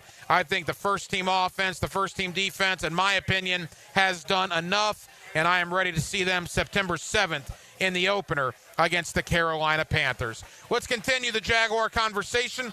JP Acosta. Love talking football with JP Acosta. He of SB Nation. He joins me next on a Thursday night here in Jacksonville, Florida, live from Twin Peaks on Atlantic and Kernan. It's the HFL Draft. It's Hacker After Dark right here on 1010XL and on 92.5 FM. Number 9 opens up his teal and black bag of memories. Let's go, Googans. Let's go, Googans. David Garrard joins Mike and Fat Tony on Jaguars Today. Mondays on 1010XL. Restored by Resto Pros of Northeast Florida. Bueller. Stay cooler with Bueller. Hey, Jason, got a minute? Always. What's on your mind? This time of year, my air conditioner is running non-stop. Hot all day, hot all night. It has to run constantly just to keep up. Well, that's what they do. But if something happens to it in the middle of a 2-week heat wave, I'm in trouble, Jason. I can't wait 3 days or 2 days or even the next day for service. If you can't get someone here today, I'm sweating by tonight. What if it breaks, Jason? You call me, pal. That's what we do. Bueller Air and Plumbing. But you're probably swamped with calls from everyone else's AC that ran nonstop and then broke in a heat wave, so they called you because that's what you do. But we always have room for an emergency. At Bueller Air and Plumbing, we have techs standing by because we know these things happen. So I don't need to worry. Wow. That time you calmed me down without even using the sunglasses. Oh, I was reaching for them. Stay cooler with Bueller. Visit BuellerAir.com. Blue here for the Blue Crab House, located right off of San Jose. It's on Jewington Creek Road. They've been around since 1996. Indoor-outdoor dining. Also, takeout is available at the Blue Crab House. Open 4:30 to 9, Tuesday through Saturday. Sunday, noon until 9. Remember, Tuesday, $2 margaritas. Wednesday, $1 oyster night. How about the blue crabs? How about my personal favorite, the Canadian snow crabs? Whatever it is that you fancy, you get it right there. The Blue Crab House. Football season is here, so I've got to get organized. Lauren Brooks here. Closets by Design creates custom storage for every space, lifestyle, and budget. From closets to garages to laundry rooms or entertainment centers, wherever that clutter has taken over. Call today to schedule a free in-home consultation and receive 40% off plus an additional 15% off with free installation. Yes, that's 40% off plus an additional 15% off this month only. Call 904-878-9393 or visit closetsbydesign.com. It's more than 100 yards of grass. It's 100 years of tradition. Southeast Orthopedic Specialists Friday Night Lights. Presented by Duck Rooter Plumbing, Septic and Air Conditioning on 1010XL. Denny Thompson here. Look, don't get left in the dark. We're all trying to reason with hurricane season, so at least be prepared. For top-of-the-line generators in Jacksonville, I turn to Tyson. Licensed pros at Tyson deliver reliable, whole-home standby generators and provide fast repair service. They even do custom installations for local businesses, so don't wait. Ensure seamless installation and peace of mind. Call Tyson now, 904-762-1000 for a free estimate on generator services. TysonInc.com. Lauren Brooks here for Terminix. As temperatures warm up around us, ants come out in droves. And when they move into your home or business, it's unnerving. Terminix knows that ants add up fast. But Terminix subtracts them faster because living with ants isn't any fun. When ants show up, so does Terminix. Don't live with an ant problem, Terminix it. Visit Terminix.com today to schedule a free inspection online. That's TERMINIX.com. I'm Stacy, and I want to tell you about my fogged up window fiasco at my house. I called up Mac at Baker Glass. He told me all I needed was a glass replacement. The process was so easy. All within a few days, they came out, measured, called me with an estimate, cut my glass, and came out to install the new ones. Now my view outside is fog-free thanks to Mac and his crew at Baker Glass. And my neighbors think I got some fancy new windows. I'm Mac with Baker Glass. No one treats you better. Hey, Hicken here for my friends at Cleaning Freaks at Zero Res. Great time of the year to get your house Zero Resified. And right now, you can get your entire home cleaned from Jacksonville's ultimate carpet cleaner. You'll get 3 rooms of carpet clean starting at just $135. Plus, they're throwing in a free hallway and take $100 off the air duct cleaning. Schedule your appointment at ZeroResJacksonville.com or call 287-5727 and ask for the 1010XL special. Zero Res, spell it backwards or forwards. It spells the same. Zero Res. Zero Res. 1010XL is presented by Farah and Farah, exclusive injury law firm of the Jacksonville Jaguars. Protecting you and your family. Call 396-5555. Jacksonville. Now, another great guest on the Checkmate Coatings phone line. Hello. Your floor's missing piece.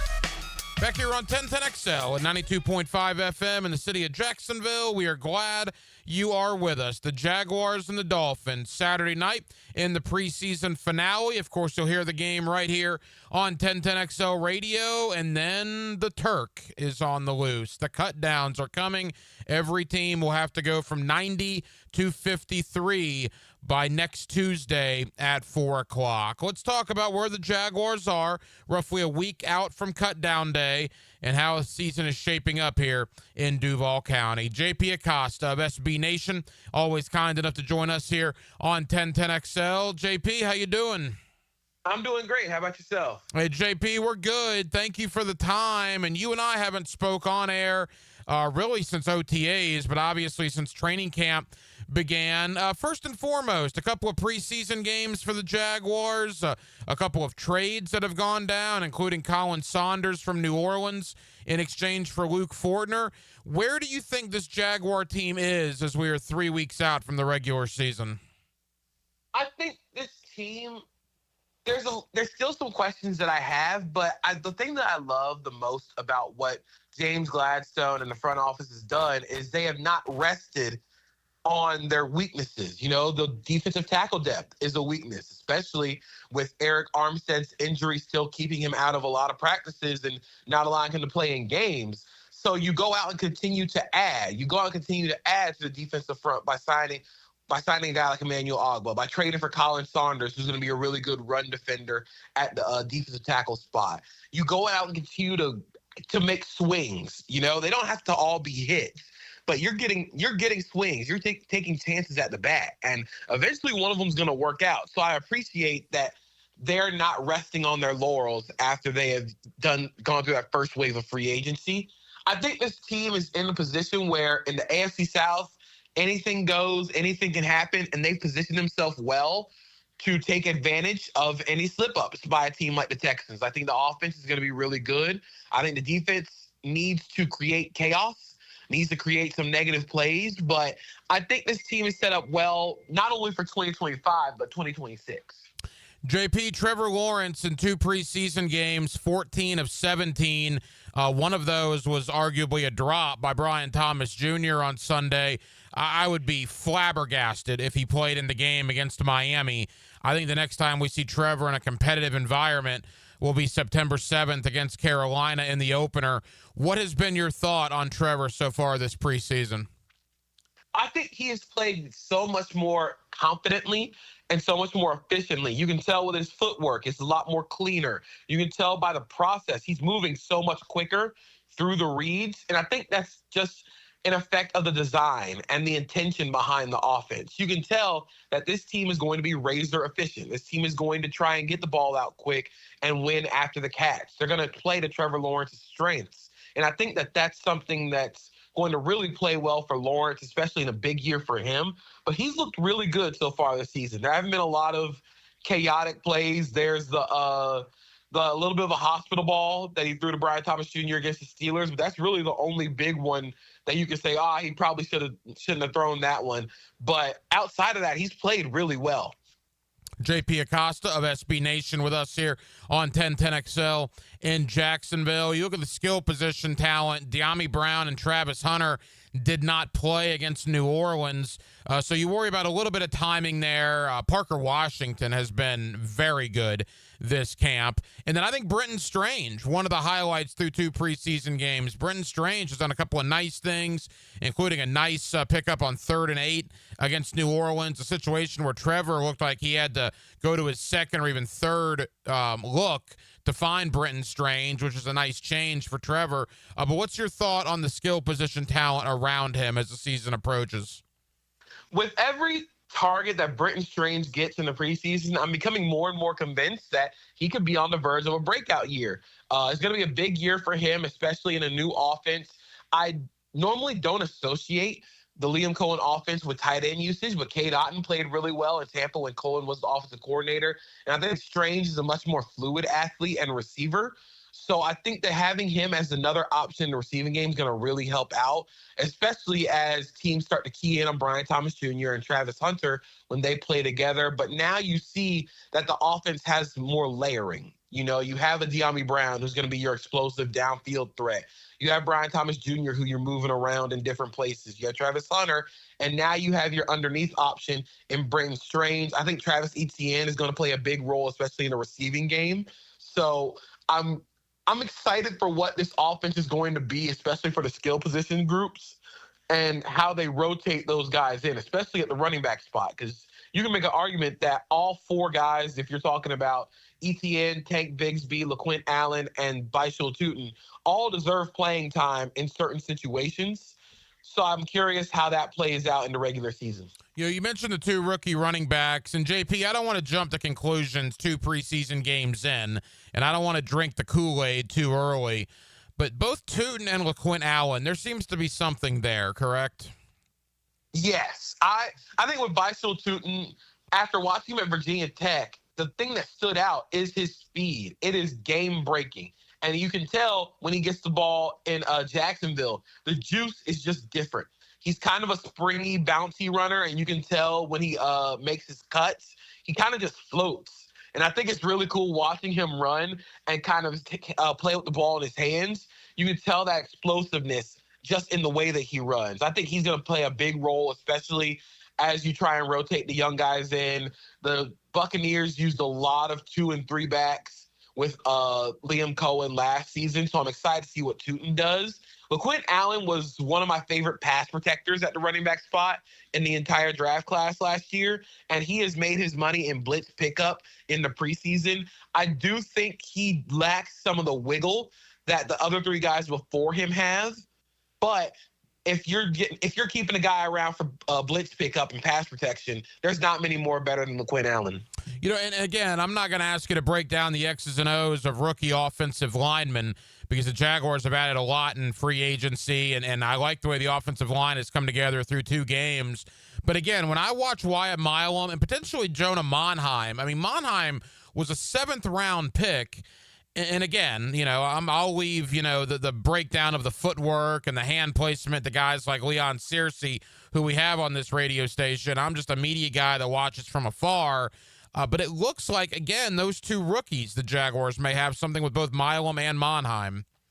Yeah, and I think the trade of Luke Fortner sort of says that they think they have something in Milam and Monheim, especially Monheim, who has played really well in this preseason. I was a little skeptical of the Monheim pick, especially because he just lacks size and he lacks sort of the play strength. But his movement skills have been really good. And I think Wyatt Milam has survived at tackle better than I thought he would. I thought he'd be more of a guard convert. But both those guys playing well kind of plays into the Luke Fortner trade, and knowing that they have the quality depth just in case guys like Makari or Robert Hainsey get hurt. They know they can trust those guys behind them instead of a guy like Luke Fortner, who was demoted to third string. So I think with their onboarding process going so smoothly, you saw the trade for Fortner, you saw the Fortner trade, and I think it's going to play out well for both guys, but especially Monheim. Final moments, JP Acosta of SB Nation. JP, quickly to the defense. It was not good against Pittsburgh last week. Significantly better against New Orleans, albeit against a rookie quarterback. The third and fourth teamers struggled in the second half, but I thought when the first and second guys were in there on the defense, they pretty much dominated there in the Superdome. What is your overall thought on the Jaguar defense, again, as we are, less than 3 weeks away from the season opener? I think with the defense, their entire goal is going to be creating chaos, creating negative plays. And whether that be sacks, whether that be turnovers, they have to create chaos. I have a lot of questions about their defense over the middle of the field, and I think that's going to come down to how the linebackers play. But if we saw the biggest difference between the game against the Steelers and the game against the Saints for the first and second team was how much pressure they got early. And I think that's going to be the strength of this team. The strength of this team lies in Josh Hines-Allen and Trayvon Walker getting pressure in pass rush situations. I think if they can do that, that'll help them create those negative plays, create those turnovers, and get the ball back to the offense. So I think this team, this defense is going to be not overly reliant on chaos, but if they can generate negative plays, they can generate explosive plays for the defense, sacks, tackles for loss, turnovers. You saw all those things help get the defense off the field quick and get the ball back to the offense. And to that point, since Arden Key left, the Jaguars have basically had nothing as far as a third edge pass rusher behind Hines-Allen and Walker. Obviously, James Gladstone noticed that, something Trent Baalke, amazingly enough, didn't in his last 2 years here.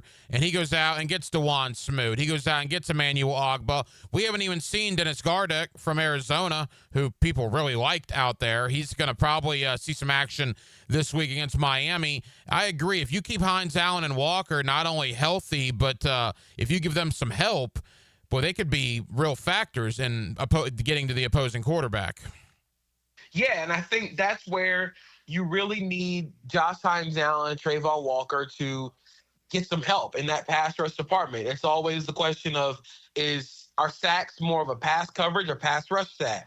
I think it's a little bit of both, with good coverage helping pass rushers get to the quarterback and good pass rush helping to mask some cornerbacks and pass coverage that isn't that great. So I think if they can get home, if you can start to generate pressure, if Mason Smith plays the way that he did to finish up the season, you're going to create a lot more negative plays. You're going to create a lot more turnovers, a lot more sacks, and that'll help the defense kind of rebound from where they were last year. JP, final question. 2 preseason games in for everybody. We'll see if any starters around the league play in week 3. I would tend to doubt it. And then, we're, 20 days roughly away from the regular season. Where are you in the AFC South 1-4 as we sit on the doorstep here? I think the Jaguars are at 2. I think they are right behind the Houston Texans when it comes to the pecking order in the division. I think this team can win the AFC South if things break the right way. I still, like I said, I'm a little skeptical of the defense, but with that offense playing at a high level, you can go toe-to-toe with anybody on the field. They have a really rough schedule to start the year, but I do think if they can get out of that first half of the season at or around 500, you can really make a run on that second half of the year. Totally agree. The first 7 games are brutal. I think you got to be 3-4. If you can survive, and that's what 3-4 would be, survive to the bye week, the last 10 games seem to be a lot more manageable than the first 7. JP Acosta of SB Nation. JP, tell the good folks here in Jacksonville where and when they can find your work.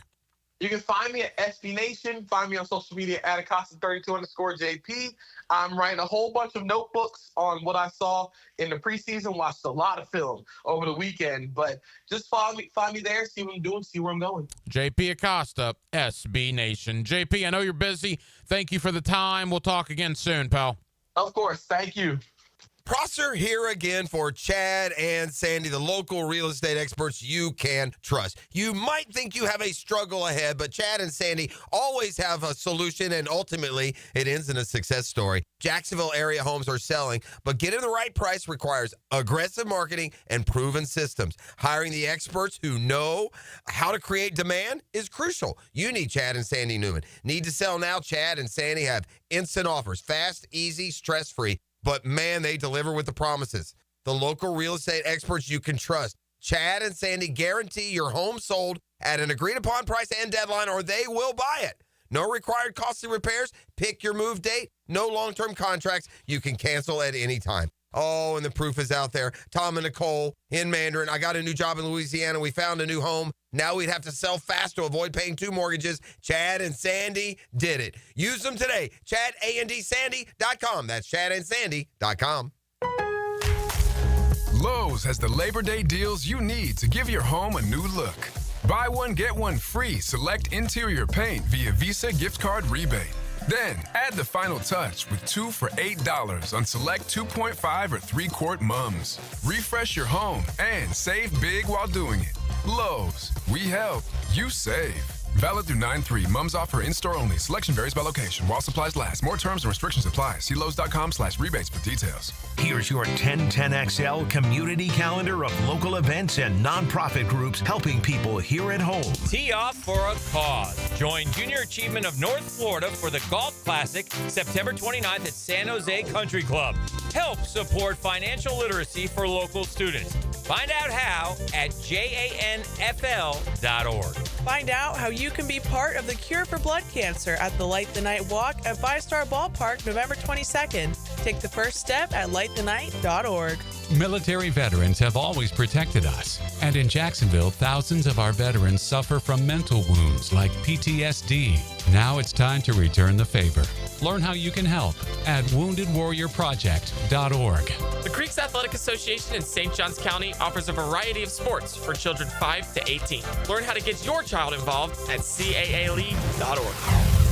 You can find out how to share your community event at 1010XL.com. This is Hayes Carlyon, here from a driver who made the smart move to buying a vehicle from Atlantic Infinity. Hayes, this is my second Infinity, so I knew exactly what I wanted, and Atlantic Infinity made it so easy for me. The GM Dwayne had my new ride ready to go, and I was in and out of the dealership in about 30 minutes. The Atlantic Infinity promise just sealed the deal for me. It's $2,500 in added value, including roadside assistance. I am so happy with my new car. Atlantic Infinity, Atlantic, near St. John's Bluff. Frank Franzi here for Coyle & Son Fencing. Jacksonville is full of memorable sports memories. Remember the 2017 AFC Championship game when Miles Jack wasn't down? Do you know what else isn't down? Fences installed by Coyle & Sons. Their fences have been standing tall here in Jacksonville for nearly a century. If you're in the market for a new fence, I recommend calling Coyle & Sons today at 904-356-4821 or visit CoyleJacks.com. That's C-O-Y-L-E Jacks.com. CoyleJacks.com. Prosser here for Lifetime Enclosures and Lifetime Flooring. Football season finally upon us, and with that comes cooler weather. If you've been wanting to upgrade your outdoor living space, you should call the experts at Lifetime Enclosures now. From glass lanais to screened-in enclosures, Lifetime Enclosures and Flooring is the best in the business, so give them a call today. Lifetime Enclosures and Lifetime Flooring. Showroom just off Phillips Highway. Proud partner of the Jacksonville Jaguars. 1010XL is presented by Farah and Farah, exclusive injury law firm of the Jacksonville Jaguars. Protecting you and your family. Call 396-5555. Jacksonville. Hacker After Dark on 1010XL. Yes, it is. Live from Twin Peaks, Atlantic and Kernan for the Hacker Fantasy League Draft. We are beginning to get in the final stages. Only about 2 rounds to go. It's gone pretty quick, no question about that. Thank you to everybody out here at Twin Peaks. We got, 40, 50, 60 people out here that have shown up and done a terrific job in the HFL draft as we are wrapping things up for our 16-team league here in 2025. And thank you to Twin Peaks, Atlantic and Kernan. Absolutely a great place to come and watch football. Delicious food, tasty beverages. My son was here earlier. He absolutely devoured some nachos and some mozzarella sticks. Cannot recommend Twin Peaks enough. And we certainly thank them for having us out tonight for the 2025 HFL. We've talked a lot of NFL football tonight. We've talked a lot of college football tonight. Let's talk a little high school football tonight. The season's already underway. The Bulls Bulldogs are playing right now on 10:10 a.m., but everybody gets underway tomorrow with their regular seasons. You will get the Friday Night Lights postgame right here on 1010XL tomorrow night at 9 o'clock with myself and Dylan Denmark. Really great games across the area. Probably the headliner is Nice and Ponte Vedra. Down in St. Johns County, you got Bradford County and Baker County. Some bragging rights on the line out there. Mandarin and Creekside is a really good game, as is Trinity Christian and Ed White, and that's just to name a few. Let's break all of them down with a guy that was a head coach in this area for 3 decades. My buddy Marty Lee, now retired as the head coach of First Coast High School. He still is the athletic director of First Coast High School. We're going to have Coach on a lot this year, and he joins me next to preview week 1 of the Friday Night Lights. We're glad you're with us. Live from Twin Peaks on Atlantic and Kernan, Hacker After Dark rolls on till 10 o'clock right here on 1010XL and on 92.5 FM. Baloo here for Smunez Vision. Why Smunez Vision? Well, I've been with Dr. Neil Smunez now since I got back to Jacksonville in 2006. 37 years of experience he has. Smunez Vision is a family organization that focuses on personal high-quality medical and surgical eye care. Dr. Catherine Smunez is fellowship-trained in cornea and cataract surgery and all refractive surgery. Combined, that's 30 years plus in laser eye surgery. Visit SmunezVision.com today. Here you can see. Got a clogged drain that just won't quit? It's time to bring in the pros. Duck Duck Rooter. I called Duck Duck Rooter for a clogged kitchen drain. They showed up fast and had it cleared in no time. No mess, no stress. We've seen it all. Grease clogs, hairballs, mystery goo from the deep. Whatever's blocking your pipes, we'll get it flowing again. Call 904-862-6769 now to schedule your drain cleaning service. That's 904-862-6769 or online at duckduckrooter.com. When you're stuck, call the duck. The playoff-bound Jacksonville Jumbo Shrimp are in full swing at the newly renovated VyStar Ballpark. Your home for affordable family fun. Tickets start at just $5. Fireworks after every Friday home game and kids round the bases after Sunday games. Log on to jackshrimp.com for tickets and details. Jumbo Shrimp Baseball, affordable family fun. Brackish Vodka, the spirit of the sportsman and proud partner of the Jaguars, is now available at the Fresh Market Spirits and Wine. The Fresh Market Spirits and Wine is a new adult beverage store offering spirits, wine, beer, and accessories at A1A North in Ponte Vedra, a first-of-its-kind destination for thoughtfully curated spirits, wine, and beer as only the Fresh Market can. And now, you can get Brackish Vodka at the Fresh Market. Brackish Vodka, for whatever your sport is. Proud partner of the Jaguars. 4 guys, want a golf course fairway quality lawn? Topdressing.com just landed in Jacksonville with the golf course secret for St. Augustine grass homeowners. A patented process that aerates and turns your turf into a fairway stunner. Serious golf course technology, but in your yard. Less water, tighter cuts, total neighborhood domination. No one else scores a perfect 10 lawn. Hit topdressing.com now. You will own the block. Top dress your yard like the pros with topdressing.com. Are you ready to reclaim your backyard? Serving Northeast Florida since 1977, Surfside Pools is the trusted name for expert pool design. Family owned and operated, they offer pool service, equipment repairs, commercial maintenance, remodels, and new pool construction. Let Surfside Pools transform your backyard into the oasis that you crave. Are you ready to float happy? Visit surfsidepools.net or call 246-2666. Surfside Pools and Spas, where luxury meets leisure. License number CPC 044080. 1010XL is presented by Farah and Farah, exclusive injury law firm of the Jacksonville Jaguars. Protecting you and your family. Call 396-5555. Jacksonville. Now the cool down with Donovan Air Electric and Plumbing, keeping Jax cool since '87.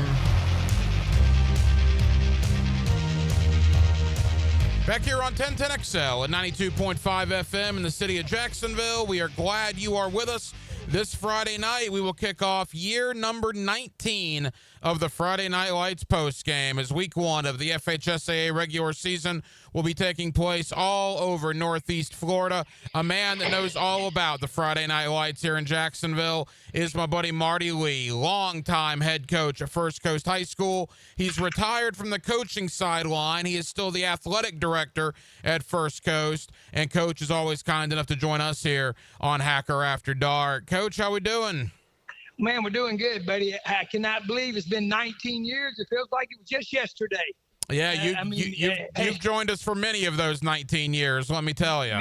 Yeah, we were very fortunate, very fortunate. Yes, sir. Well, let's dive in, Coach. You know all about opening night. It's a special night. You work all year to get to this point. What is the environment like on campuses all across the area on Friday nights when that stadium is full on opening night to kick off the year? Man, it is one of jubilation. I mean, right now the schools are going to have their first prep rally. The band's going to be in the gym. All the classes are going to be competing against each other. You know, you had last week on your kickoff classic, so you saw some things that you did good. Number one thing was you wanted to make sure you came out healthy, and I haven't heard of any serious injuries across Duval County. And then you want to try to work to get better because now it counts. Now it matters. Coach, one of the unfortunate aspects of opening week is we were all looking forward to Reigns and Miami Central, yet that game will not be played on Saturday. There's a lot of finger pointing, and regardless of who is to blame for it, it's a shame that game will not be played. There's no doubt about it. I mean, Donovan was very excited when he scheduled that game. It was going to be, a game that everybody was going to be looking forward to. You got state power in Miami Central, and then you've got one of the most dominant programs up here in Duval County, in Reigns High School. But it's very unfortunate. A lot of people don't realize the cost it takes to put on a game like that, Hacker. We have to have X number of police officers, and then a lot of people don't know that when we play on a Saturday, it's time and a half. And so there was just some situations that just didn't work to be able to play the game, and hopefully, in the future, we'll be able to get something better for Reigns. But they did pick up another good opponent in Lake Mary. And that game is still set. It's going to be at Lake Mary. It's going to be in a couple of weeks, and that'll be a good test for Reigns High School. Marty Lee, longtime head coach here in Northeast Florida. He is still the athletic director there at First Coast High School. He's joining us here tonight on Hacker After Dark. All right, Coach, Reigns is certainly one of the teams in this conversation. When you talk about the better teams that could legitimately compete for a state championship in a few months, I would think Mandarin is in that conversation. Bowles is certainly in that conversation, potentially St. Augustine as well. In your mind, who are some of the better clubs entering 2025? Well, you named three of them, and I think, you can never overlook, Trinity Christian. Berlin does such a great job over there. UC's got a good little program built up. I think they're going to bounce back from what they did last year. Tell you the team to watch may be Oakleaf. Mm-hmm. Oakleaf going last week and playing Lake City the way they did in that kickoff classic showed a lot about them. Foy does a good job. They're a strong program right there. Ed White and their classification could make a little bit of noise. Good ball game Friday night between Ed White and Trinity. That's a big West Side rival that's become a really good football game. Those right there jump off the page. You're kind of curious to see what will Ponte Vedra do with the great season they had last year. How will Nice come back with that 10-0 season that they had? They should be a playoff contender. It's going to be a fun season.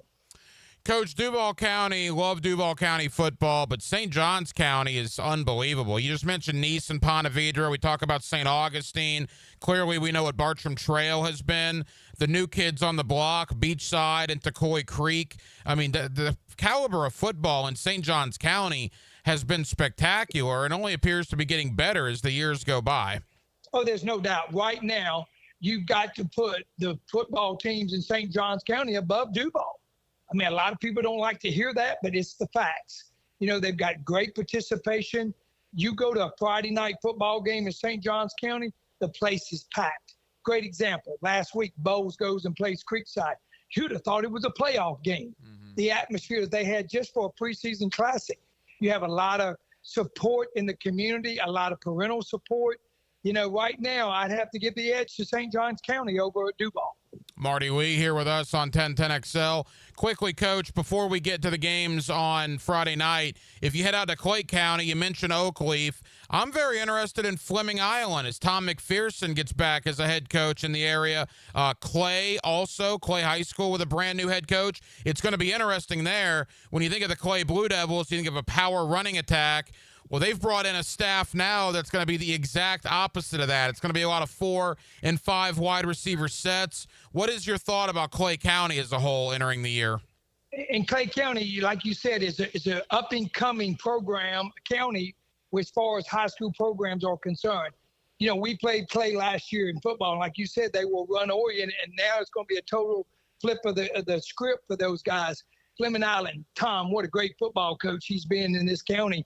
And he knows how to sling it around. And I think he's going to throw it around. And look at the great job he did as the defensive coordinator at Bishop Kenny. And so, those two teams are kind of going. And then they still got Derek Tripoletti. He's still helping out. He stepped down from the head coach, but he's still going to be the defensive coordinator. And like I said, we already mentioned about Oakleaf and what they're going to do and the schedule that they picked up. I'm very interested to see how that's going to play off. And you never can discount Middleburg. Yeah, I've heard really good things about Middleburg, actually. Yes, I have too, Hacker. And, and again, the great thing is they're all starting to play each other. And when you play each other, it makes competition better. The only way you're going to get better is, iron sharpens iron. And that's what you got to do. You can't start playing people that you're going to beat. And the next thing you know, you're worried about injuries because the game doesn't matter. And the kids don't care about those games. The kids want to play those rival games. The kids want to play the best teams they are. I remember that the great run that we had, one of the greatest things that I used to always enjoy on media day was that people would come up and say, we want to play First Coast. And that's where you want your program to be. And I think, Clay County's getting there. Final moments with Coach Marty Wee. He's with us here on Hacker After Dark on 1010XL as week 1 of the high school football season is set to kick off. And as a matter of fact, Coach, it's kicking off with Bowles traveling to the Miami area on Thursday night.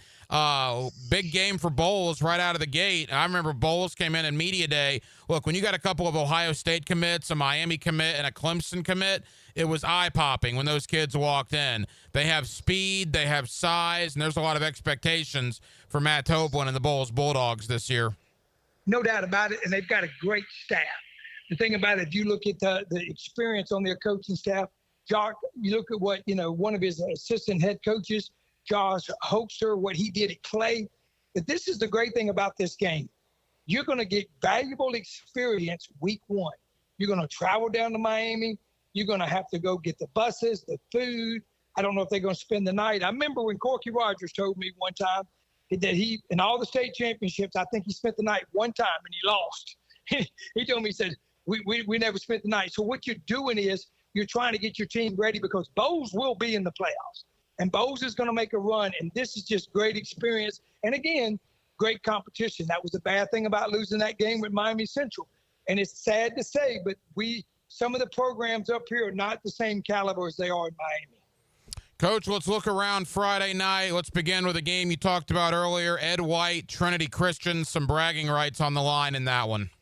No doubt. They picked up this game, I think, 4 years ago. The first year it wasn't very competitive. Then after that, it's been a barn burner, and it's come down to the fourth quarter.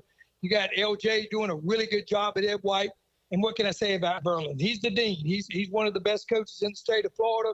It's going to be a great ball game if you're on that side of town. Look for a wide open game too. And that's the thing about both these programs. They're not just going to be 3 yards in a cloud of dust. They're going to air it out. I think it'll be a high scoring game. I see right now, just in the top of my head, I think Trinity has a little bit of favor, but don't be surprised if Ed White upsets them. It'll be St. Johns County versus Duval County, 2 of the bigger student bodies in our area, with Creekside and Mandarin on Friday night. Well, I'm going to tell you something. You're right about that. That's going to be a packed house. man, what a great job both those head coaches are. Toby's done an outstanding job at Mandarin, and Sean, man, Sean's just a class act, and he does it. He builds that program. He takes the average kid and gets the most out of them. Unfortunately for this night, I don't think it's going to go their way. Mandarin is really, really talented, and if they don't turn the ball over, and if it's it's going to be a wet night too, Hacker. A lot of people don't know that. The weather will play a factor, but it's going to be a great game, but I kind of see Mandarin coming out on top. Coach, as we wrap up, let's hit two more really quick. What a game in St. Johns County to kick off the year. You talked about them earlier. A lot of expectations for both Nice and Ponte Vedra. Not only bragging rights, but two really good teams going at it to open the year. Two really good football teams. And again, a playoff atmosphere that they're going to have there. You know, those coaches, they're solid programs. I've got some friends of mine whose son plays at Nice High School, and he tells me it's one of the most organized practices that he's been involved in. And I think it's going to be a great game. I see the edge going a little bit to Nice, maybe because I got one of my favorite boys, a sophomore, wide receiver, Jack Hoover, going to play a little bit. He's not a starter, but, I think it's just going to be the band, the cheerleaders. Man, look here. If you're going to go to that ball game, you better go early to get a seat. It's going to be awesome in St. Johns County. And finally, Coach, leave us with this. Talk about bragging rights. Baker and Bradford to begin the year. Man, what a football game there. And Jamie being at Baker County, now what he's done at Bradford County. And there were a lot of people, and we talked about this 2 weeks ago, about a lot of people thought Jamie may go back to Baker County. That's going to be a great football game. Jamie's knocking on the door the last couple of years of the state championship, and I applaud him for picking up this game. This is going to be a great, great football game. And again, I see the edge a little bit to Jamie, but that game could go down to the wire. I'll give an honorable mention, too, a little bit out of our area, but I had a stepbrother that went to Live Oak Suwannee, and when they get together with Lake City, Columbia, there are some good old-fashioned bragging rights on the line between Suwannee and Columbia, and they'll kick it off tomorrow night as well to begin. And that'll be a really good football game. And like I said, and it's bragging rights. A lot of times people don't realize that. There are times when you can play, certain day, like when Valdosta and Lowndes County would play. And God said one time, if we don't beat them, I don't care if we win the state championship. We don't have bragging rights for the whole year. So a lot of people don't understand little things like that. But it's some great games to open up the first week of the season. I'm looking forward to seeing what everybody does. And again, we will have year 19 of the Friday Night Lights postgame beginning at 9 o'clock on Friday night right here on 1010XL. Marty Lee, former head coach of First Coast, longtime head coach in the area. He is still the AD at First Coast High School. Coach, thank you as always. We'll talk again next week. I appreciate you guys, and let's have a great Friday night. And thank you to Marty Lee, longtime head coach at First Coast High School. He's still the athletic director out there at First Coast as we previewed week 1 of the high school football regular season. It actually officially started tonight, but obviously a overwhelming majority of the games will be tomorrow. Now, we're going to be very busy here on 1010XL tomorrow. The year 19 of the Friday Night Lights postgame will debut tomorrow night beginning at 9 o'clock. So certainly looking forward to that. Myself, Dylan Denmark, will have you from 9 o'clock to 11 o'clock. Victorious head coaches from all over the area during week 1 of the Friday Night Lights. Again, year 19. Absolutely crazy. But before we go on the air on the radio, we invite you to join us on the multimedia platforms, Twitter, Facebook, YouTube, the 1010XL channels, and the Channel 4 multimedia platforms as well, as myself and Justin Barney from Channel 4 will have a live show during the games while they are in progress, beginning at 7 o'clock tomorrow night. Again, you can follow it on the 1010XL social media channels and the Channel 4 social media channels. So we do hope that you join us then for what should be a very fun opening week of the Friday Night Lights here on 1010XL Radio and on the 1010XL and Channel 4 social media platforms. So we spent a lot of time on that. Certainly spent a lot of time on the Jaguars. They had a joint practice earlier today down in Miami. They will play the game on Saturday night, the preseason finale. Would be very surprised if any of the starters went in that game against the Dolphins. We'll see. But the game will be played 7 o'clock. You'll hear it right here on 1010XL. And then cuts will begin. And I would imagine they'll begin probably as early as Sunday. The Jaguars will have to go from 90 down to 53 by next Tuesday at 4 o'clock. Well, that will just about do it. Very, very busy Thursday night edition here of Hacker After Dark, live from Twin Peaks for the Hacker Fantasy League Draft. We have a ton of people to thank. Again, Marty Lee, the head coach of, or longtime head coach of First Coast. He's still the AD at First Coast High School. Appreciate his contribution to our program tonight. My buddy Brent Beard talking a little college football. You see him locally on First Coast News. You also get him weekly right here on Hacker After Dark. Thank you to Josh Edwards of CBSSports.com and JP Acosta of SB Nation for both stopping by as well tonight to look at the Jaguars preseason and training camp that has been here in 2025. Again, we'll be back tomorrow night as Hacker After Dark turns into the Friday Night Lights post game beginning at 9 o'clock. Thank you to Twin Peaks, Atlantic and Kernan. Great crowd for the Hacker Fantasy League Draft tonight. Really enjoyed our time out here. Full bar, delicious menu, friendly staff, absolutely incredible. TVs everywhere, man. This will be a great spot this football season.